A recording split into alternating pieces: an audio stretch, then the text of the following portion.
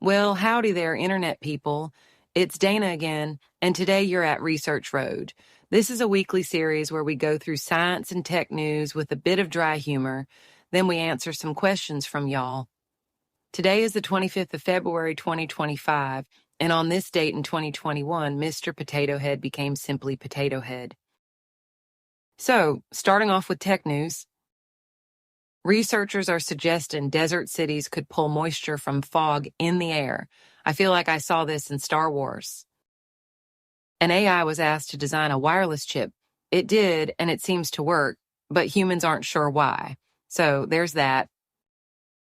Google says its new AI can solve geometry problems better than International Mathematical Olympiad gold medalists. The $1.5 billion crypto hack was reportedly the work of North Korean hackers. There's some suggestion that they are state-supported. And now on to space. Obviously, we're starting off with the asteroid news that has been dominating the headlines and doomsday predictions. The asteroid 2024 YR4 now has a 0.0017% chance of hitting Earth according to NASA. The European Space Agency puts it at 0.002%. That's around a 1 in 60,000 chance.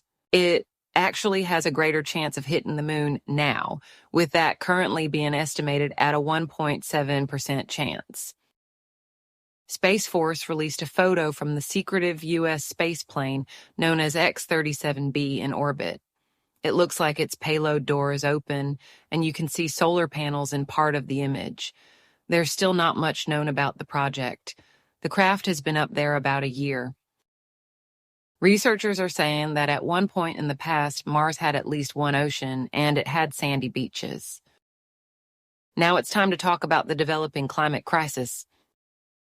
It looks like energy prices will be 10% more this year when compared to last in the U.S. There's more evidence that methane from glaciers is leaking out as they melt, speeding climate change. The accounts of nonprofits administering about $20 billion in climate funding have been frozen by the Trump administration as the administration tries to claw back funding from the Inflation Reduction Act. Coffee prices are headed to a 50-year high because of the changing climate. In the world of animals, new research seems to suggest that dogs might have kind of domesticated themselves because, well, food. And probably belly rubs. That last part isn't scientifically based, just a hunch. A man in Gibson County, Indiana, was trapping raccoons when he found a 33-pound bobcat in his trap. Here, kitty, kitty, kitty. In health news, the World Health Organization is reporting that 50 people have been killed by an unknown disease in northwestern Congo. The time between onset of hemorrhagic fever-type symptoms and death has been around 48 hours, which is particularly worrying for health officials. Ebola has reportedly been ruled out. In San Antonio, Texas, a massive amount of people may have come in contact with a person infected with measles. The quote says hundreds of thousands of folks. We're trying to get some clarification on that.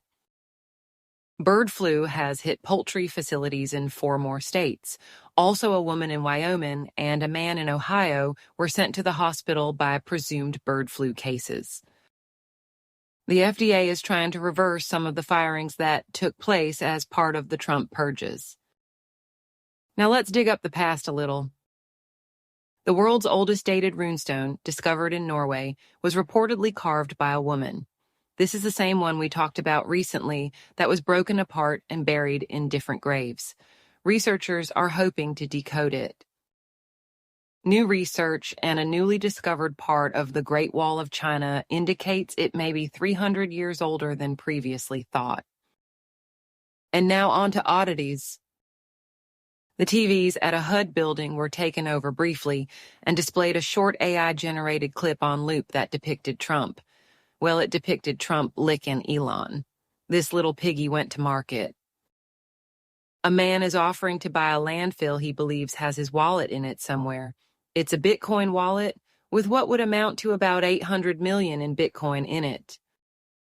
And now we're going to answer some of your questions. Your report from Research Road number 31. You reported an indigenous man in Brazil approached some people who may have thought he was looking for fire. Do scientists have any sort of math or other working theory how they can count people who are still very much isolated from civilization? Most estimates put it at around 10,000 people. There are a lot of variables, so there are other estimates, but most come in pretty close to 10,000. There's also a group called Survival International that tries to track uncontacted groups. I didn't vote for Trump, but I did think he'd at least get gas prices down. But now I'm being told that all of the drilling he is going to approve won't actually help our gas prices.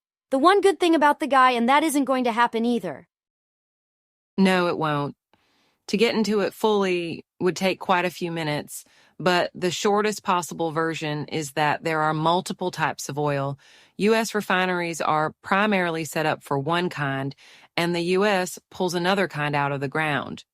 So, drill, baby drill, isn't really sound policy. If you're wondering why the refineries are mismatched, it's because when the refineries were set up, they were designed to accommodate cheap foreign oil. If you want to get more in depth, Impartial Points has a video titled something like, "Why is the U.S. still importing oil?" I'll put it down below. What did you want to be when you grew up? I doubt you planned on doing what you do now. Who says I'm grown up? I wanted to be a perpetual student, you know, one of those people with 5 doctorates. That or Lara Croft. Dana, why don't you provide more political commentary? The few times you've done it, it's been pretty based. That bit about why you don't say where scientists are from is next-level philosophical. Thanks. I don't get into political commentary because, well, that's not really my beat. I cover science and tech, but I think the mere facts end up being political at times. Just in this episode, the information should inform people's views on everything, from climate change to public health to international affairs and soft power. That looks like all the questions for this week. This week's quote is attributed to Louis Pasteur. Science knows no country because knowledge belongs to humanity and is the torch which illuminates the world. Science is the highest personification of the nation because that nation will remain the first which carries the furthest the works of thought and intelligence. So that's all the data we have to date. Hope you enjoyed it and hope to see you again soon.